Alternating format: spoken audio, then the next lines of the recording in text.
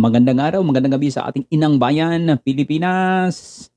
Ngayon mga kababayan, ako po, viral ngayon sa social media. Ito nga pong naganap diyan po sa Malacanang. Pagse-celebrate po nga dito ng Wine of Honor kung saan biglang kinuha ng ating First Lady Liza Araneta Marcos ang wine glass na galing naman po dito sa ating Senate President Jesus Escudero na pulaan, lalong-lalo na ito sa mga DDS at ginawa itong malaking isyu. Panoorin natin ang naganap po diyan sa Malacanang Palace, mga kababayan. Bago pa man magsimula ang tradisyonal na Vandenor o Wine of Honor sa Malacanang kahapon, mukhang game na si First Lady Liza Araneta Marcos na makipag-inuman.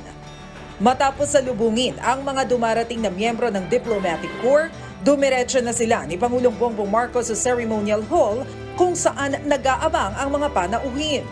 Dito nakuna ng viral moment ng First Lady.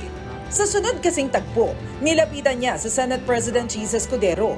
Kinuha ang kanyang wine glass, sabay inom. Ibinalik naman niya ang baso sa senador na tila natatawa lang sa nangyari. Matapos nito, bumati ang First Lady sa ibang guests at makikitang inabutan din siya ng sarili niyang wine glass. Naging usap-usapan sa social media ang ginawa ng First Lady kay Escudero. Para sa ibang netizens, tila naging waiter ang senador. May iba namang nagsabi na parang nabuli ang Senate President.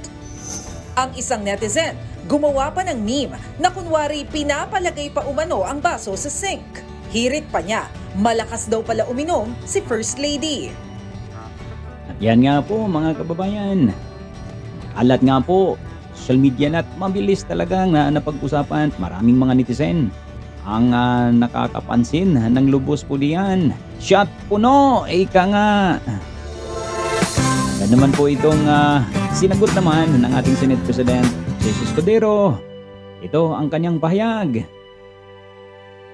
I consider waiting on a lady first or otherwise to be gentlemanly. Yan po ang sagot ng ating Senate President. Maaring sabihin ng iba na makaluma o parang under.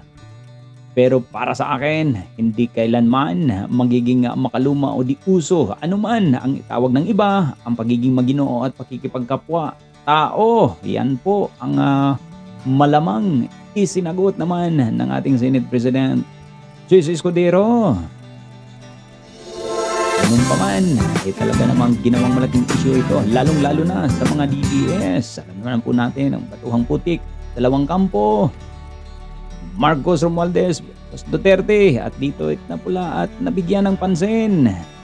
Kayo mga kababayan, sa inyong nakikita, alam naman po yan. Yan po ay parang celebration, wine of honor. Ika nga, mayroon talagang tagayan po diyan, pero hindi naman po lubos.